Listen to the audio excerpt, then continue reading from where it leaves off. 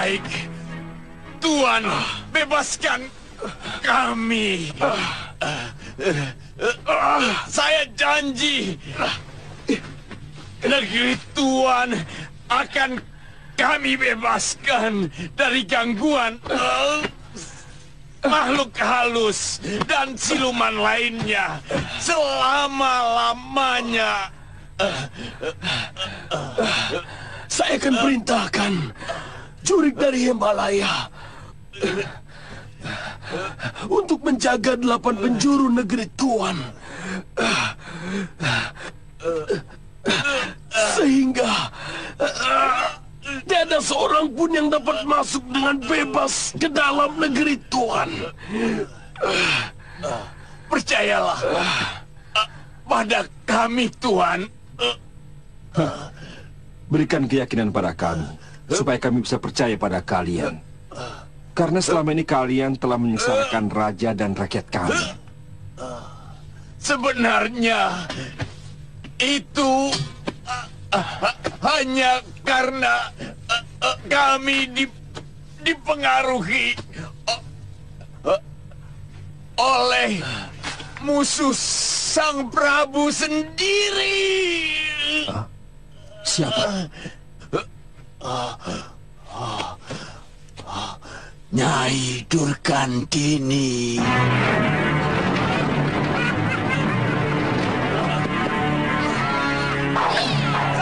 Sabar, Durgandini. Kenapa? Dari dulu watakmu masih tetap sama, Durgandini. Aku ingin menjajal ilmu baru yang kamu dapat dari tanah Hindustan itu. Ayo! Iya!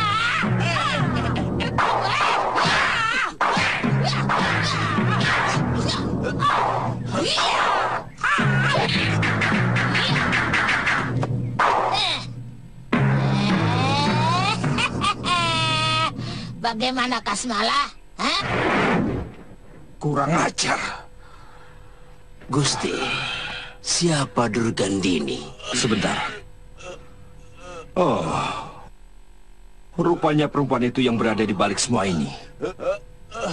Dia mengatakan bahwa selama ini hidupnya selalu dihancurkan oleh Prabu Anglingdarma. Sebagai orang yang penuh kasih sayang dan pembela kaum tertindas, kami benar-benar kasihan kepadanya. Padahal kami sama sekali tidak ingin bermusuhan dengan Tuan Prabu.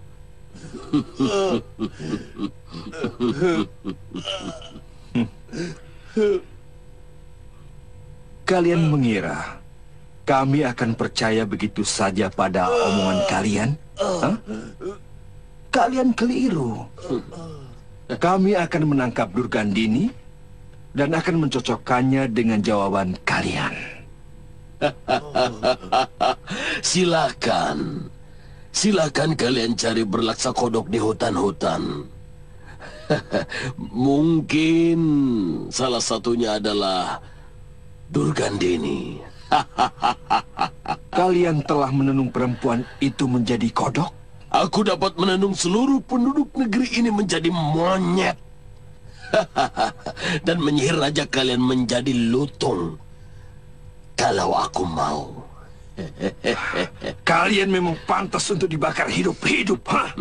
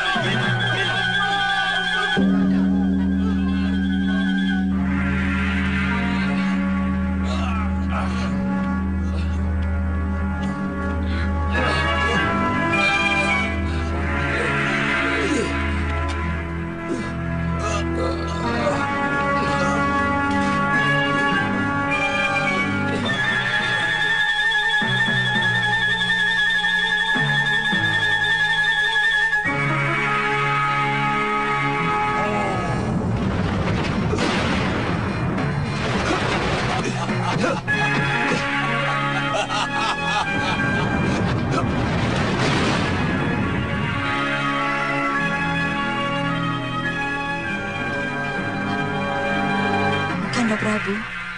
Mereka itu yang datang dalam mimpi Kanda Prabu setiap malam. Iya. Yang satu. Kalau yang hitam, kata orang adalah gurunya dari tanah Hindustan. Kasmala. Ya, Guru. Begitu mereka membuka ikatan angkin dan jaring yang melilit tubuhmu, langsung Prajurit, tindak. suruh mereka berlutut. Begitu lepas, aku akan menenun Adiaksa itu menjadi kambing. Iya, Guru. Gong.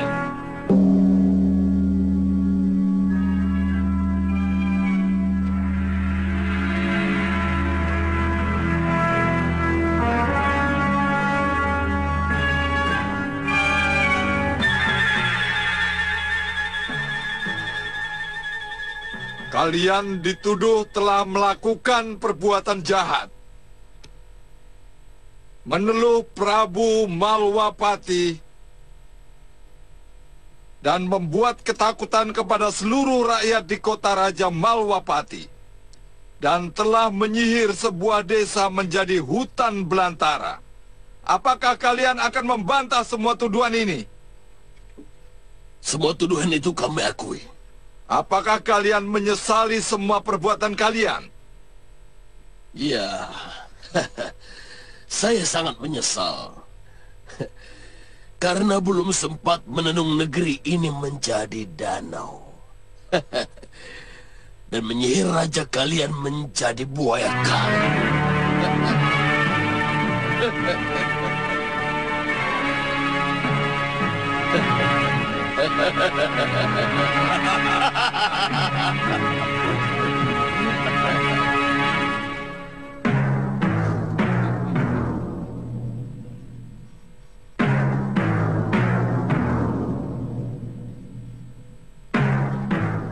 Secara langsung kalian telah mengakui perbuatan biadab yang sudah dan akan kalian lakukan terhadap negeri ini, juga kepada Sang Prabu.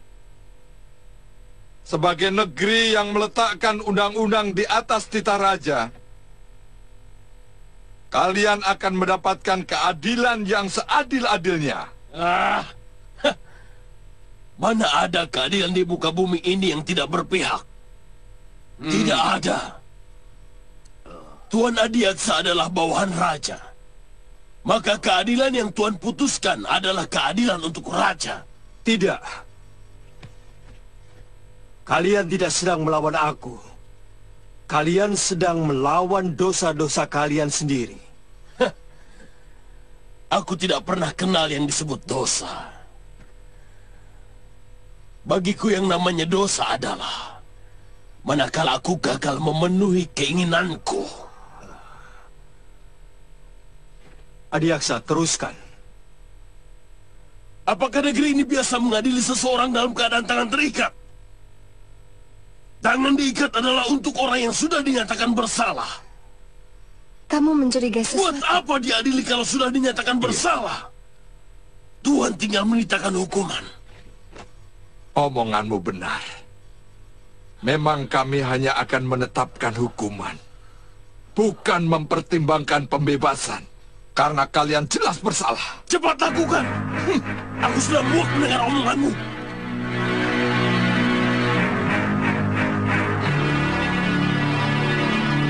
Hukum di Malwapati. Bagi si tukang sihir adalah dibakar hidup-hidup di hadapan rakyat. Betul! Betul!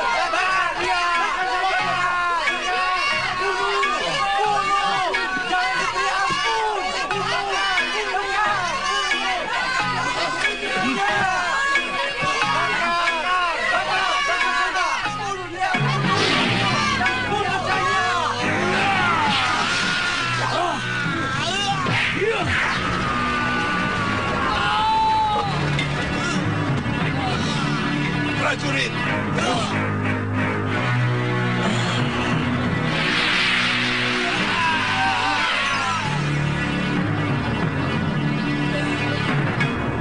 Cepat tangkap!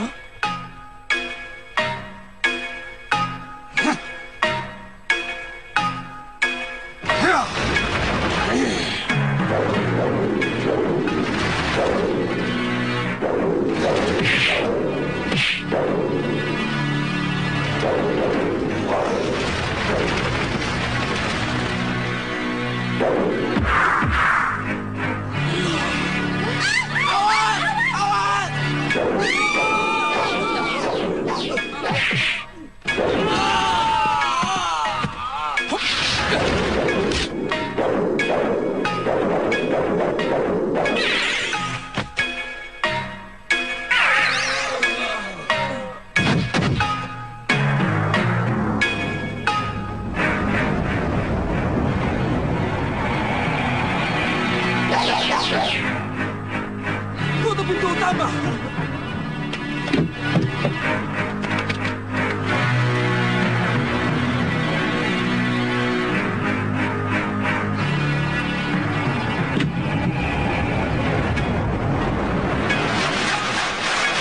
Mereka berhasil meloloskan diri.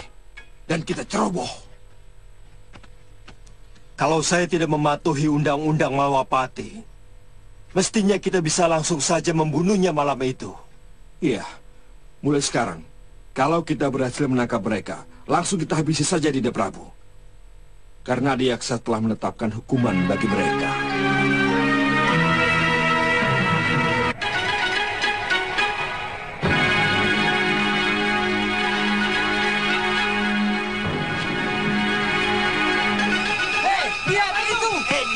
Di mana? Di atas. Itu. Di atas. Oh iya. Guru, kita akan kembali ke tempat semula, Guru. Ya, hanya desa Sekayan yang paling cocok untuk ilmu dan tempat tinggal kita. Kita harus membangun rumah lagi. Atau mencari Goa Kasmala. Iya, Guru.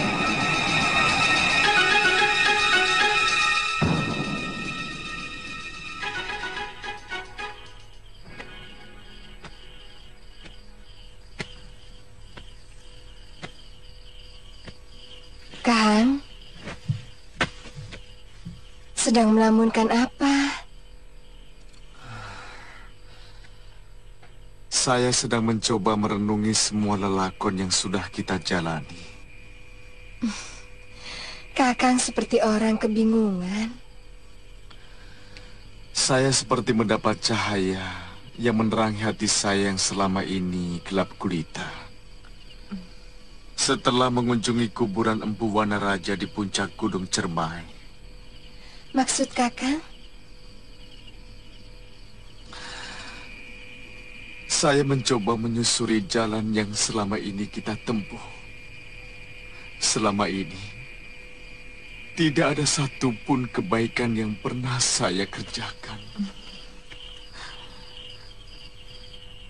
Tanpa saya sadari, semua kejahatan telah saya lakukan dengan rasa bangga.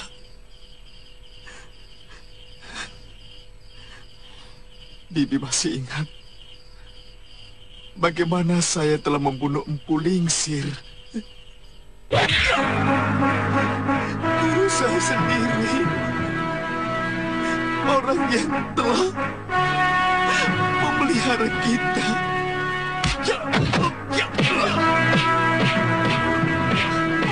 Wirat, hentikan! Kamu sudah kelewatan berani melawan gurumu, Wirat. Jangan ikut campur urusanku, Bibi.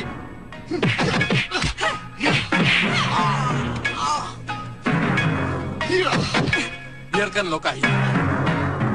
Aku ingin tahu sampai di mana pengaruh jahat 4 pendekar itu kepada anak ini.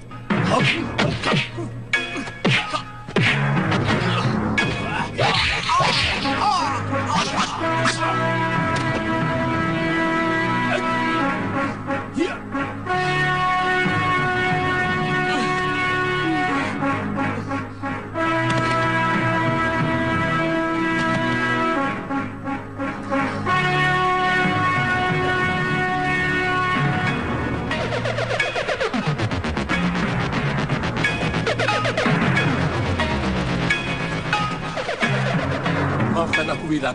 Aku kelepasan menahan pukulan. Wirat,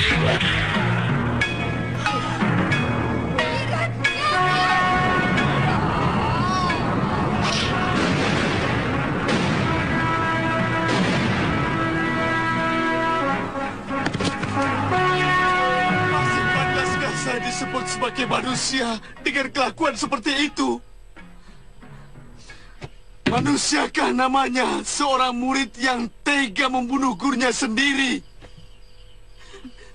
Manusiakah namanya seorang anak yang terlunta-lunta, lalu ditolong, kemudian dia membunuh penolongnya itu? Setelah anak itu menjadi perkasa, apakah itu manusia?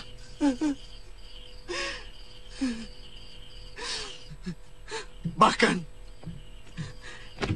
Bibi pun menyebut saya binatang setelah saya membunuh Bu Lingsir. Wirat, setiap orang memiliki lembaran kelam di dalam hidupnya.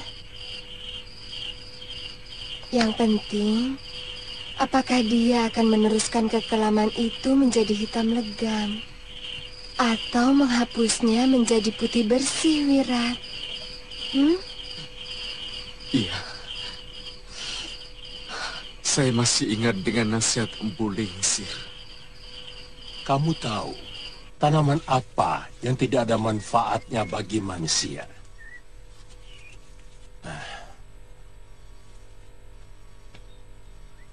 Pohon duri tidak berbuah, seluruh batang dan rantingnya penuh duri yang sering mencelakai manusia maupun binatang.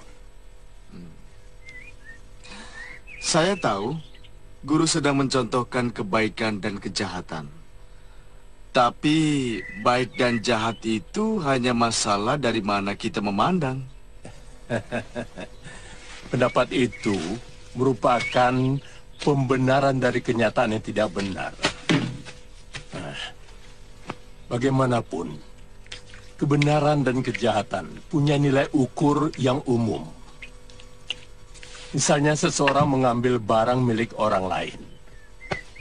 Secara umum, itu suatu kejahatan. Bisa saja seseorang mencari pembenaran bahwa dia mencuri karena butuh makan. Dia tidak akan mencuri kalau dia tidak miskin. Itu yang akan kamu utarakan, bukan? Sudah lama saat seperti ini Bibi tunggu. Saat ketika hatimu terbuka untuk menentukan hal lain dari kehidupan ini. Saat ketika mata hatimu menangkap adanya pilihan lain selain kekuatan dan kekerasan, Mira. Jangan nangis. Saya tidak mau anak kita nanti akan kecewa melihat ayahnya menjadi pendekar yang tidak memiliki hati nurani. Saya tidak mau anak kita ikut-ikutan menjadi pendosa seperti ayahnya.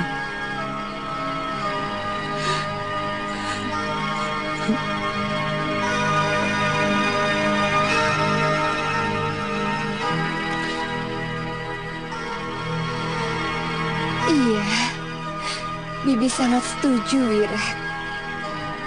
Saya tidak tahu apa yang harus saya lakukan, Bi.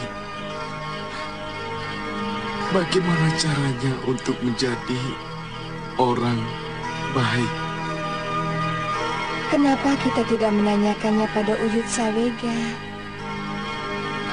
Paling tidak, Wirat bisa memulainya dengan melakukan perbuatan yang ada manfaatnya untuk orang lain. Aku berjanji. Aku berjanji tidak akan memberikan rasa malu kepadamu, anakku.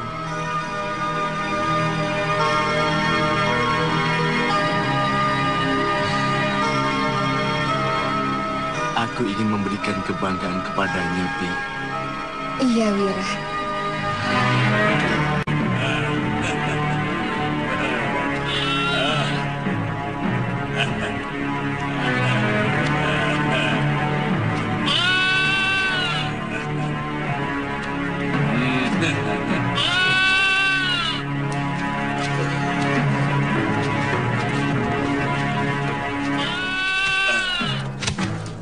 Kau harus mencari perlengkapan memasak kita, Kasmala.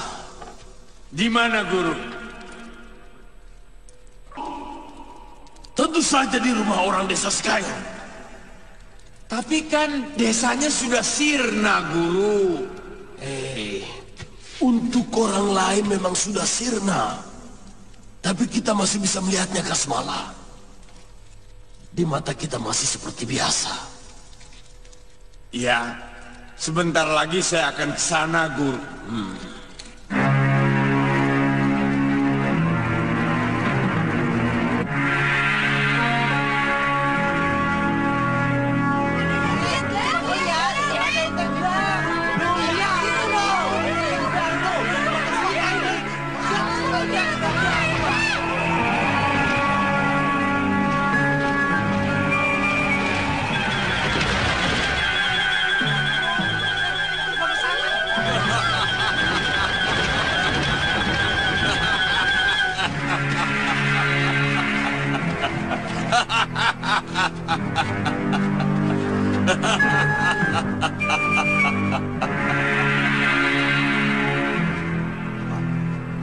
Jangan-jangan mereka bisa melihatku. Dari arah pandangannya, aku yakin mereka bisa melihatku.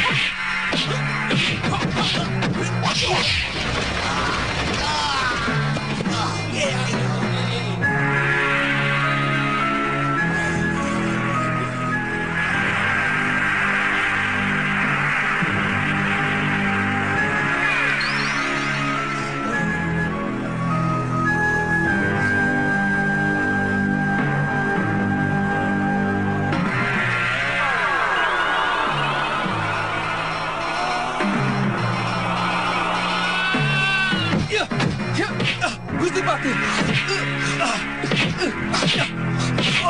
kenapa ikut menyerang hamba?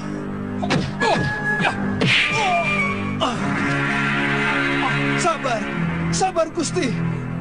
Jangan banyak mulut. Kamu pantas dibunuh. Sabar Gusti. Hamba akan menjelaskan semuanya Gusti.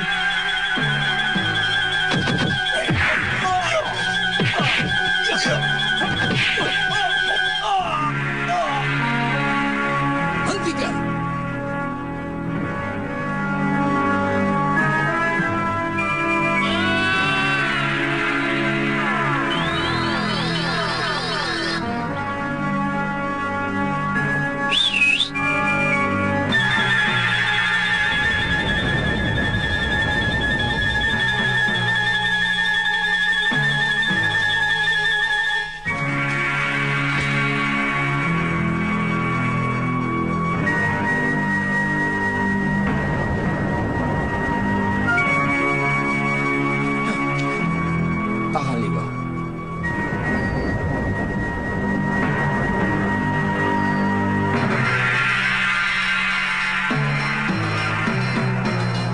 Yang harus kamu lakukan sekarang adalah jangan dekat-dekat lagi dengan orang jahat. Sebab awal dari kejahatan adalah berkawan dengan orang jahat. Walaupun mereka tidak pernah berbuat jahat kepada saya, Uyut. Semua orang jahat pasti akan berusaha mengumpulkan kawan sebanyak-banyaknya untuk bersama-sama melakukan kejahatan. Apa kamu pernah mengalami di mana hati kecilmu menyuruh kamu menolong seseorang? Pernah, Uyut. Aduh. Itulah sejatinya dirimu, nurani kebaikan. Sebaiknya kamu mengikuti setiap ada kerentek dari hati kecilmu untuk melakukan kebaikan. Dan kalau kamu selalu melakukan perintah kebaikan dari hati kecilmu, maka pelan-pelan kamu pasti akan menjadi orang baik. Karena setiap kali perintah hati kecilmu dilaksanakan, hati itu akan semakin membesar, kemudian menguasai perilakumu. Iya. Selama ini saya selalu mengusir bisikan hati untuk berbuat baik. Malah sebaliknya, saya selalu ikuti ajakan untuk berbuat kekejaman. Ajakan kekejaman itu sebenarnya bukan dari hatimu, tetapi bisikan setan yang bersembunyi di dalam hatimu. Sehingga seolah-olah dia pun merupakan bisikan hati. Padahal dia telah menghilangkan hati nuranimu yang sebenarnya secara perlahan-lahan. Tapi saya masih ragu, apa saya bisa melakukannya, Uyut? Kenapa tidak? Saya anak yang lahir tanpa dikehendaki.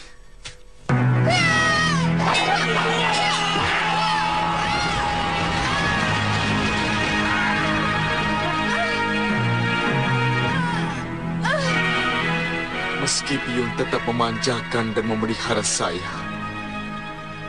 dibesarkan dalam suasana dendam Biyung kepada laki-laki yang secara paksa menjadi ayah saya. Dan dalam usia anak-anak, saya melihat dengan mata kepala saya sendiri bagaimana Biyung membunuh dengan kejam lelaki itu.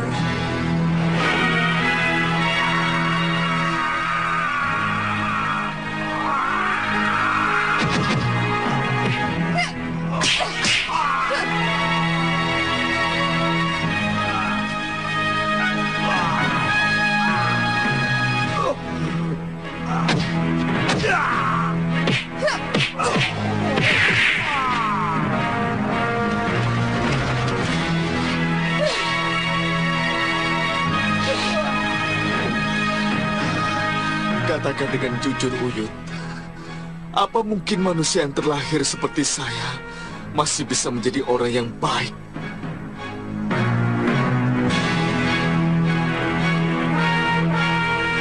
Bibi tidak keberatan Wirat meninggalkan Bibi kalau tujuannya untuk kebaikan. Karena kebaikan hati Wirat akan mampu menyentuh hati anak kita di dalam perut. Akhir-akhir ini Wirat sering bermimpi ketemu Biyung. Beliau menyuruh Wirat segera mandi. Katanya tubuh Wirat kotor. Orang kotor tidak akan pernah menyentuh surga loka. Terus terang selama ini Wirat hampir tidak percaya adanya swarga. Bagi Wirat, swarga adalah kenikmatan hidup di dunia. Ketika berhasil menaklukkan musuh, ketika melihat mata musuh yang sudah tidak berdaya, ketakutan, dan memohon untuk tidak dibunuh. Wirat, itu pikiran keliru dari orang-orang semacam Durgandini dan kawan-kawannya. Mereka pikir sesudah kehidupan ini tidak akan ada lagi kehidupan lain dan juga di alam lain. Jadi Bibi tidak keberatan tinggal di sini sendiri bersama Uyut Sawega? Saya percaya kesetiaanmu, Wirat. Kamu pasti tidak menginginkan anak kita akan bernasib sama seperti kamu. Tidak akan, Bibi. Tidak mungkin aku bisa hidup dengan wanita lain selain Bibi. Jadi, kapan Wirat mau berangkat? Besok pagi.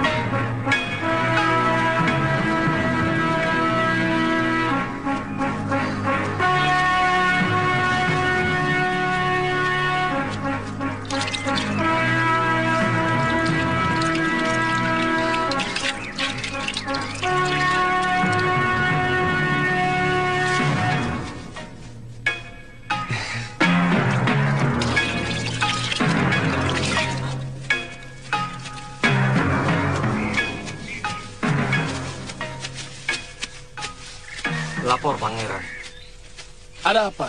Ada orang yang memasuki daerah kita, Pangeran. Dia sedang istirahat di tengah hutan, Pangeran. Dia orang Saupitu? Dari pakaiannya, bukan, Pangeran.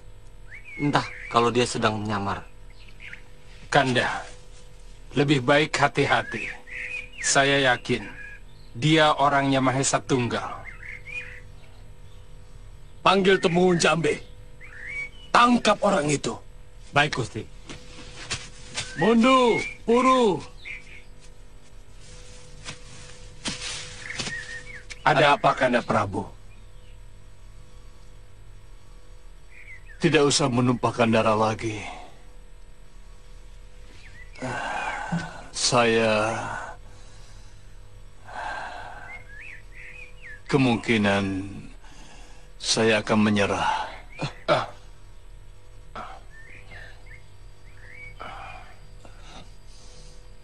Apa Kanda Prabu akan membiarkan diri Kanda terhina lagi? Seperti sampah. Mereka sedang mabuk kemenangan, Kanda. Mahesa Tunggal dan Pangeran Begananda selalu berkoar-koar bahwa Kanda Prabu yang membuat negeri Saupitu hancur. Maaf, Kanda. Maaf. Mereka tidak pernah peduli bahwa Kandalah yang membebaskan Saupitu dari kekuasaan Singapura. Benar, Kanda. Kandalah yang telah mengangkat harkat rakyat Saupitu hingga mempunyai harga diri. Saya tidak mau keluarga saya dijadikan tumbal di setiap ada kerusuhan. Dua keponakanmu juga dipenjarakan dengan kesalahan yang masih samar-samar. Kalau Kanda Prabu menyerah, apa tidak lebih menistakan lagi nasib kita? Mereka memiliki juru uar-uar yang bisa saja selalu memfitnah kita. Sebaliknya, kalau kita melawan, apa kita masih memiliki kekuatan? Banyak senopati dan temenggung yang dulu sibuk menjilat dan menghambakan diri kepadaku. Tapi sekarang, mereka sibuk menjilati Mahesa Tunggal dan Pangeran Begananda. Tahu kalian, mereka seolah-olah orang yang pernah saya sakiti. Saya tidak mau menaikkan pangkat mereka karena sifatnya yang suka menjilat. Dengan apa kita bisa melawan mereka, Mundu? Dengan keyakinan Kanda Prabu bahwa kebenaran itu selalu menang. Bahwa tidak pernah ada badai yang tidak mereda.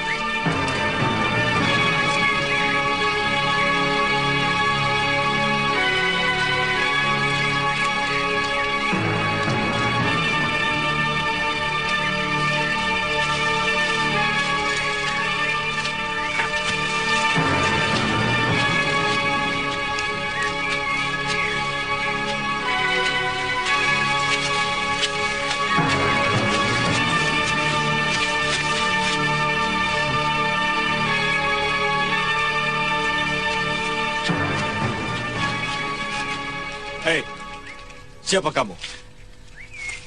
Namaku Sudawirat. Aku seorang pengembara. Jangan bohong. Kamu pasti orangnya Mahesa Tunggal yang ingin memata-matai kami. Ayo ngaku.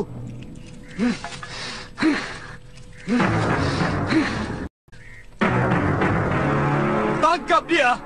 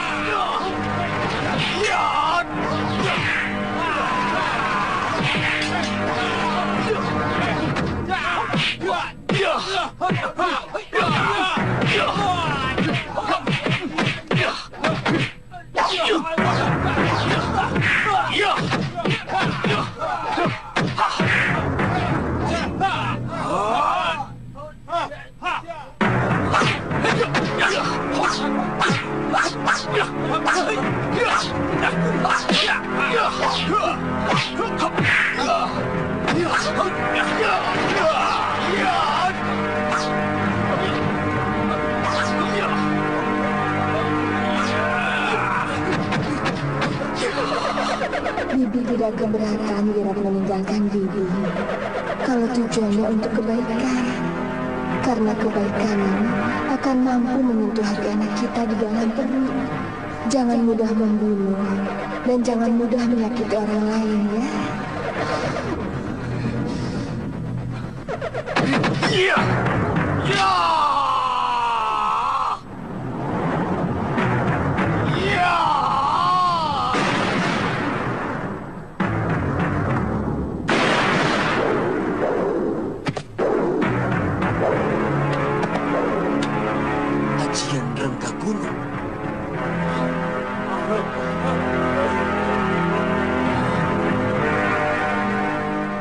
Kalau aku mau, kalian semua sudah kulumatkan seperti pohon itu. Maaf, siapa sebenarnya Tuan? Tadi aku sudah bilang, tapi kuping kalian tidak mau mendengar. Aku pendekar Kelana. Namaku Sudawirat. Maaf, Tuan. Tadi Tuan mengeluarkan ajian rengka gunung. Itu bukan urusanmu. Kalau 1 bulan yang lalu kalian bikin perkara seperti ini, sudah pasti saat ini kalian sedang ditangisi anak istri kalian.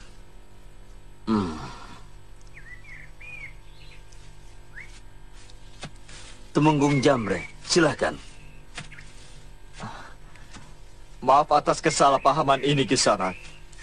Telik sandi kami mengira Tuan adalah mata-mata di Wangkara, Senopati dari Saopitu, Begundal Maisa Tunggal, dan Begananda. Aku sama sekali tidak kenal semua yang Tuan sebutkan tadi.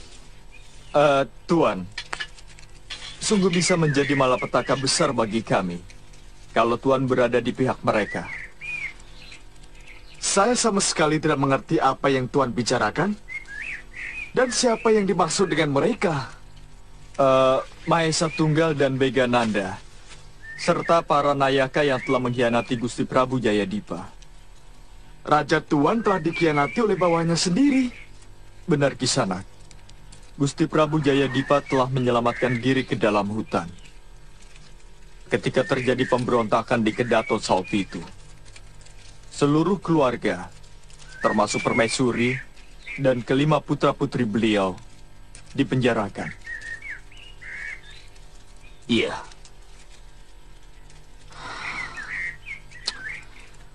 Kalau benar yang Tuan bicarakan, saya bersedia membantu Raja Tuan.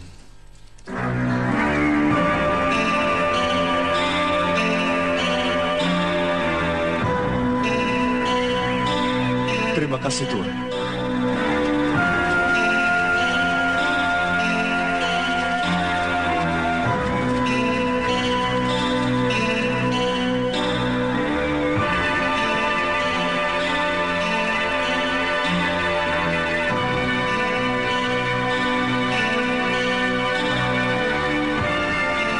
Tinggal mereka yang masih tetap setia pada Gusti Prabu. Sebenarnya, siapa lagi yang mau datang, Mundo? Tenang. Jangan tunjukkan kalau Kanda Prabu sedang sakit.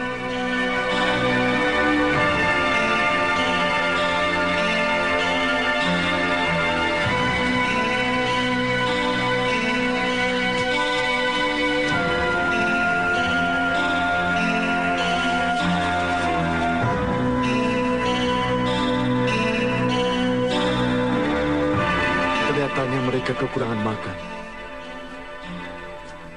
Sudah berapa lama Raja Tuan bertahan di tempat ini? 1 tahun. 1 tahun? Kesetiaan mereka patut dipuji. Mari, Tuan.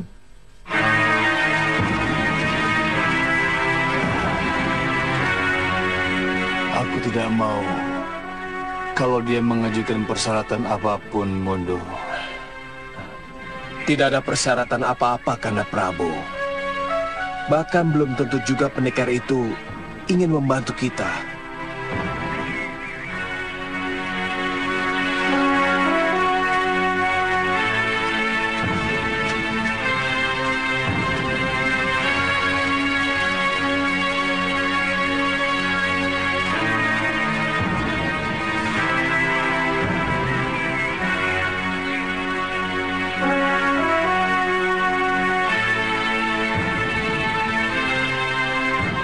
Pangeran,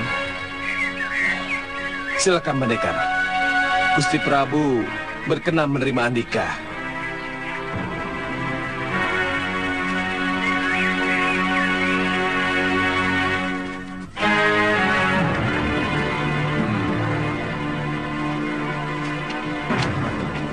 Ada apa, Temenggung? Anak buah hamba telah keliru memberi laporan, Gusti. Orang yang mereka sangka Telik Sandi Mahesa Tunggal ternyata seorang pendekar yang sangat sakti. Hamba mengajak kemari untuk berkenalan dengan Paduka. Tentu kamu tidak ingin menjual belas kasihan kepada dia, bukan? Tentu tidak, Gusti. Hamba hanya mengajak dia kemari untuk kalau bersedia membantu dan bergabung dengan kita. Maaf, Gusti Prabu. Sebenarnya hamba dalam perjalanan untuk membersihkan jiwa. Perjalanannya hanya mengikuti apa kata hati. Hamba telah melihat suasana penderitaan prajurit Gusti dan juga keadaan Gusti yang cukup menerenyuhkan. Hati kecil hamba berbisik supaya hamba memihak Gusti dan juga membela Gusti. Terima kasih kalau Sanak mau membelaku. Meski sebenarnya kami tidak ingin menjual penderitaan kami. Tapi seperti yang Kisanak lihat sendiri, seorang raja yang sah tinggal dalam gubuk seperti ini. Sementara istana dan tahta yang empuk saat ini sedang dikangkangi orang lain. Orang yang merebut negeri Gusti apakah kerabat dari Gusti Prabu sendiri? Dia orang kepercayaanku, tapi ternyata tega mengkhianatiku. Diam-diam dia mempersiapkan pembelotan untuk meruntuhkan kekuasaanku. Hingga terjadilah sejarah yang paling pahit dalam hidupku. Kurang ajar. Berani-beraninya kalian menodong rajamu sendiri.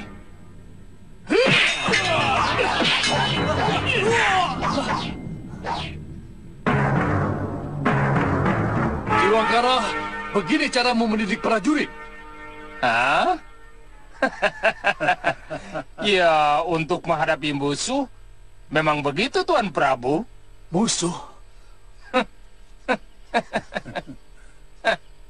Kalian memusuhi aku?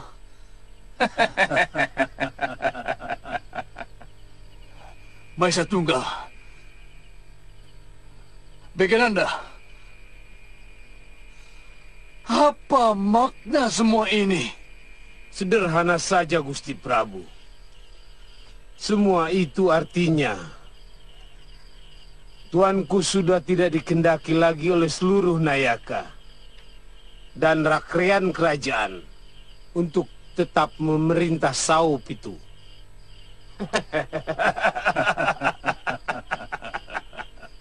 Pasti kamu yang menjadi biang keladinya. Kamu telah kuangkat sebagai penasihat dengan gaji dan kehormatan yang sangat tinggi. Ternyata kamu mengkhianatiku. Tuan kami nilai terlalu lembek mengurus pemerintahan. Apa hakmu menilai aku? Sebagai raja, Tuan terlalu lemah, sehingga orang-orang di sekeliling Tuan dengan mudah mempengaruhi Tuan Prabu untuk menentukan kebijakan yang paling menguntungkan untuk kepentingan mereka sendiri. Omong kosong! Tidak ada satupun orang yang berani melawan perintahku, menentang pendapatku, apalagi mempengaruhiku. Itulah kelemahan Tuan yang paling nyata. Tuan terlampau asik menikmati kewibawaan yang semu. Bahkan, Tuan sama sekali tidak menyadari bahwa kaum Waisa itu yang menjadi kaya raya dari kesempatan yang Tuan berikan dengan keji dan tega mendanai komplotan untuk menghancurkan Tuan.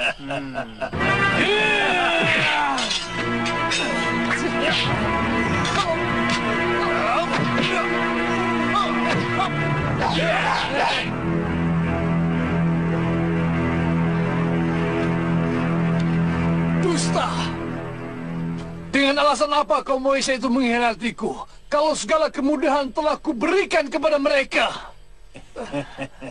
Sekali lagi, Gusti Prabu harus menyadari bahwa kaum Waisya itu wataknya sangat serakah. Jangan kaget bahwa mereka lah yang ramai-ramai mendukung hamba untuk menggantikan kekuasaan Paduka. Dan lebih dari separuh Nayaka Tuan. Sebenarnya, mereka itu benci kepada Tuan. Dan saat ini, Nayaka-Nayaka itu berada di belakang kami. Bohong! Pasti kamu sendiri yang menghimpun mereka. Kamu menyimpan dengki kepada seluruh keluargaku. Kamu mempengaruhi seluruh Waisa untuk membiayaimu. Selama ini kaum Waisa sangat patuh kepadaku.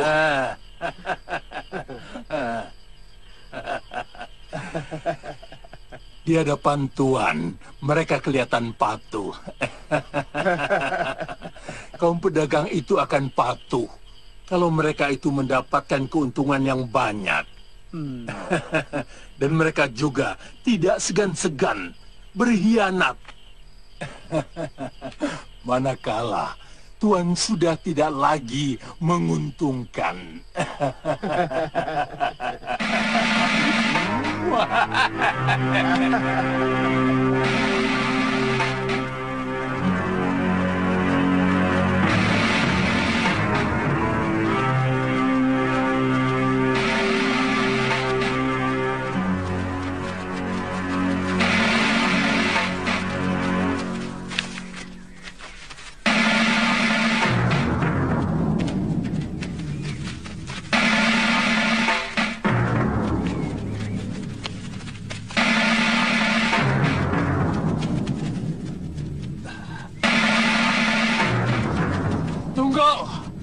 Mau dibawa kemana mereka?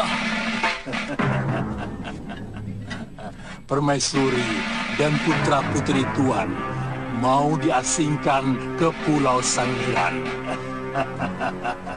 Sementara Tuan akan kami penjarakan. Kurang ajar!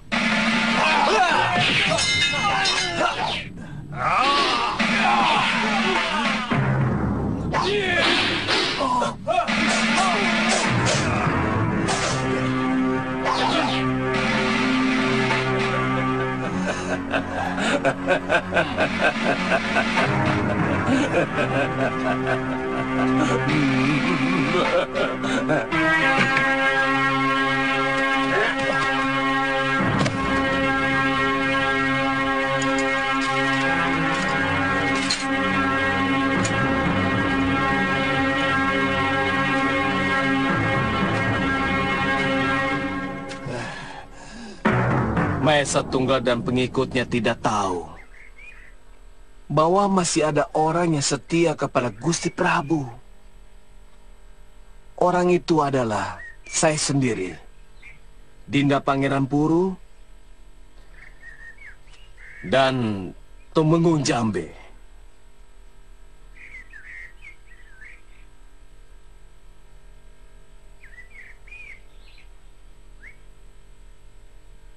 Juga satu pasukan anak buah Tumenggung Jambe dan Aki Luhur.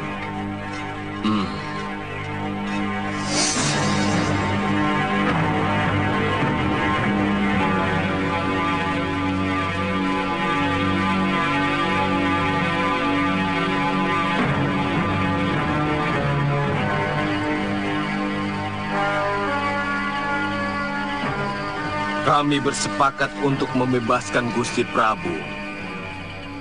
Malam itu, saya bersama Pangeran Puru, Tumenggung Jambe dan Aki Luhur menyelinap ke tempat Gusti Prabu dipenjarakan.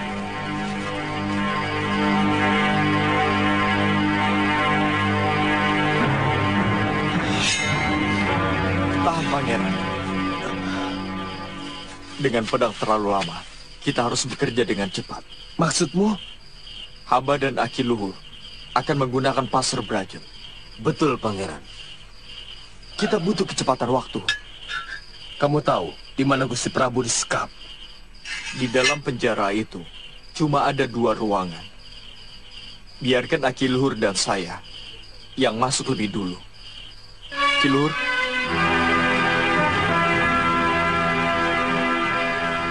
Ayo, Tumenggung.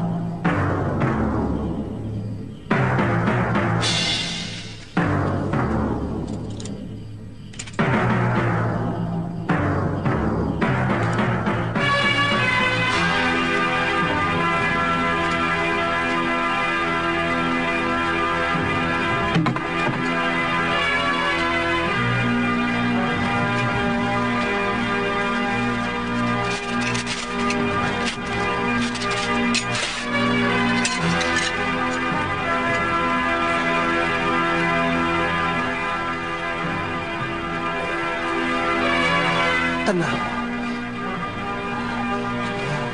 Tenang, Kanda Prabu. Saya mundur. Mundur. Iya. Dan Jambe, Aki Luhur, serta Pangeran Puru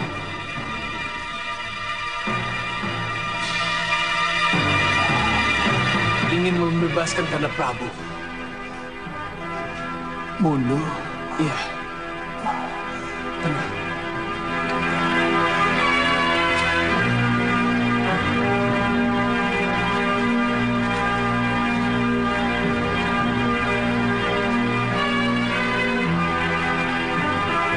Kami meloloskan diri dan bersembunyi di tempat ini sambil berencana merebut kembali kekuasaan kami atas Sawopitu.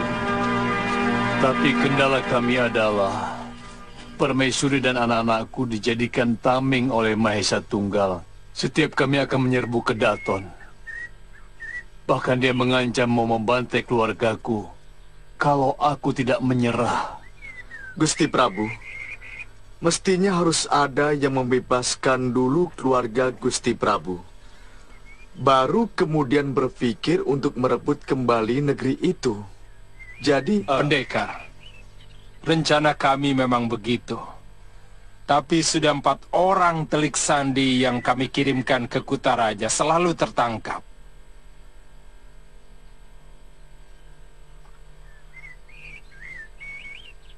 Kalau ada yang bisa menunjukkan saya jalan arah ke Kutaraja Sawopitu, Percuma anak muda. Penjagaan di Saopi itu sangat ketat. Dan Mahesa Tunggal sangat licik. Dia memenjarakan seluruh keluargaku dengan cara terpisah-pisah.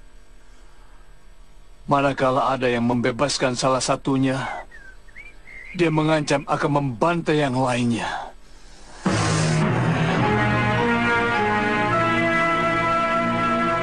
Kali saya pernah terlibat dalam perebutan tahta Kisanak. Kisanak dibayar berapa oleh Gusti Prabu? Sekepeng pun saya tidak minta upah. Ini pengabdian saya kepada Gusti Prabu. Bukankah Kisanak seorang pendekar? Tidak semua pendekar mengejar bayaran.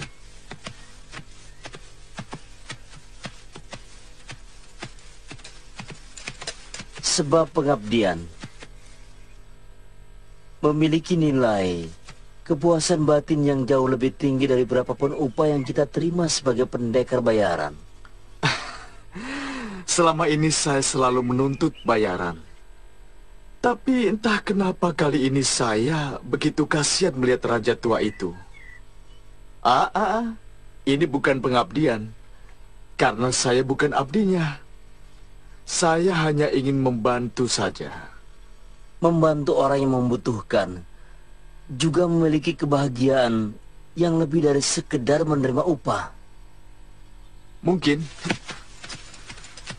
memang ada rasa seperti itu. Tiba-tiba saya merasa bungah manakala Sang Prabu mengizinkan saya menyelinap ke kota raja. Menjadi getar keterharuan dalam hati saya. Ya, itu memang tanda-tanda kebahagiaan. Ya. Ya.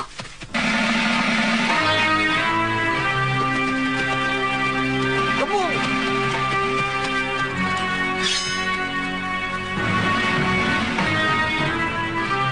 Hei, turun.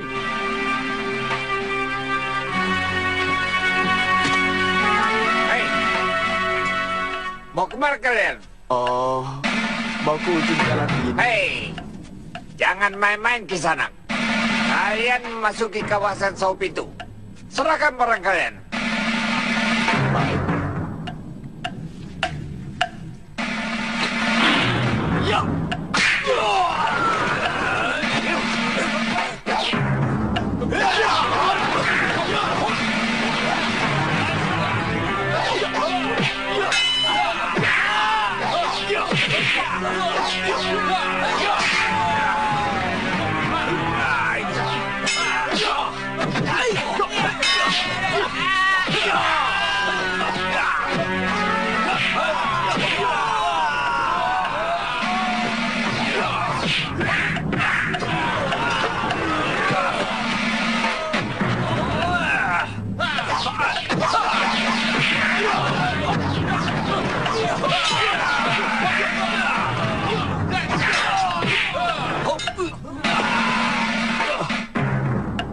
Sebaiknya kita tidak usah mengurusi lagi keberadaan Jayadipa.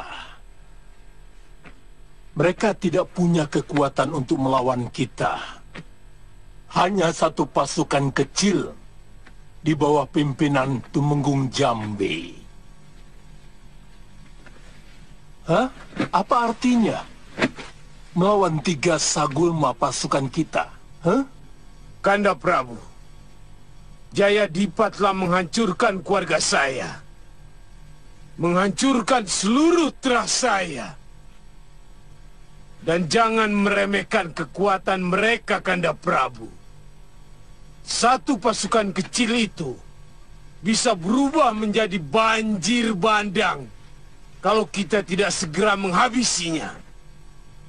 Sebagaimana Jayadipa pernah menghabisi seluruh keluarga saya. Begananda, jangan menurutkan dendam. Ini bukan sekedar dendam, Gusti Prabu, tapi kehati-hatian kita menumpas rumpun bambu harus habis sampai ke akarnya. Sebab kalau tidak, dia akan tumbuh dan menjadi subur, dan pada akhirnya akan menyulitkan kita semua. Kamu keliru, Begananda.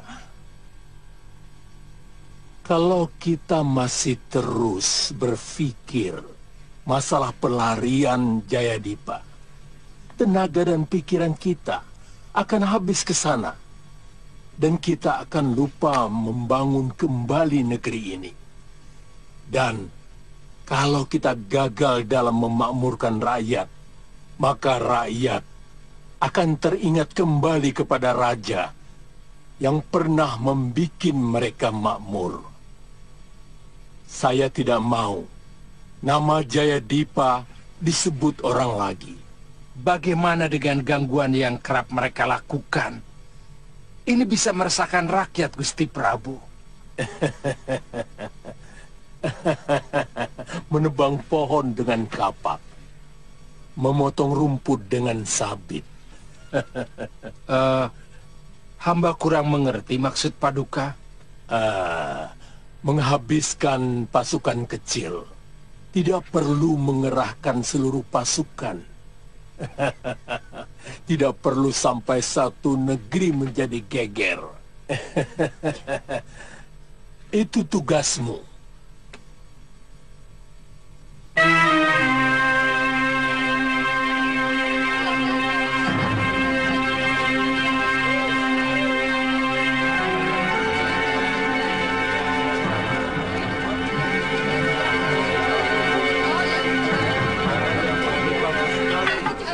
Kita harus mencari tahu di mana mereka menang keluarga Prabu Jayadipa.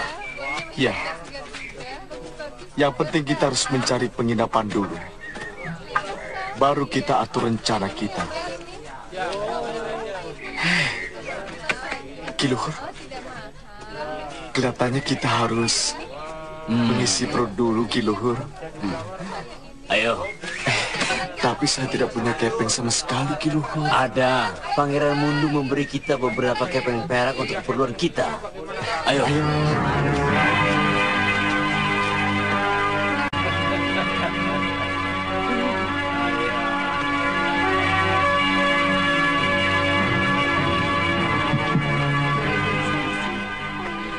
Kan janjian sama kamu. Akan. Ayo, duduk di sini. Tidak usah merayuku, Nini. Aku sudah punya istri yang sangat cantik. Sekarang ini sedang hamil. Halo, apa Tuan tidak sayang sama calon anak Tuan? Kalau selalu diganggu, kan lebih baik mengganggu saya. Kalau sekali lagi kamu berani menggodaku dengan mulut kotormu itu, akan kulempar tubuhmu keluar. Maafkan saya, Tuan. Ayo, sediakan makanan. Baik, Tuan. Kamu juga, ayo mau makan. Hei. Iya, Tuan. Nah, begitu kan lebih baik. Kamu tetap cantik, bermartabat. Jangan jual dirimu lebih rendah dari martabatmu. Iya, Tuan. Baru kali ini saya melihat seorang pendekar tidak suka kepada wanita. Sampean keliru. Saya sangat suka kepada wanita. Tapi saya juga menghormati wanita. Saya tahu kehormatan begitu tinggi bagi seorang wanita. Setidaknya begitulah menurut biung saya. Beliau sangat dendam kepada lelaki yang telah menghancurkan kehormatannya. Sehingga beliau kehilangan cinta dari dirinya. Hidupnya hanya dia peruntukkan untuk membalas dendam kepada lelaki yang telah merusak kehormatannya. Itu kenapa saya begitu menyayangi istri saya. Seseorang yang sayang pada istrinya tidak akan pernah menyeleweng sedikit pun pada wanita lain. Saya kagum pada sikapmu, Wirat.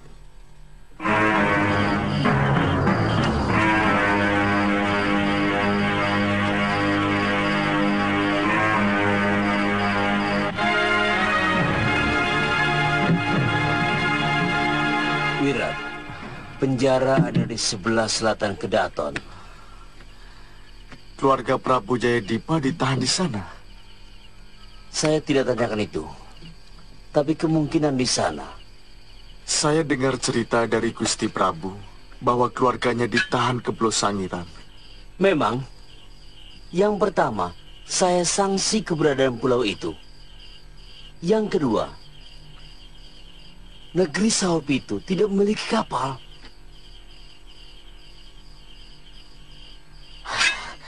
Saya berangkat dulu, Ki. Hei, kenapa tidak bareng saya saja? Tidak, Ki. Saya terbiasa kerja sendirian. Aki tunggu di luar di balik penjara. Hah?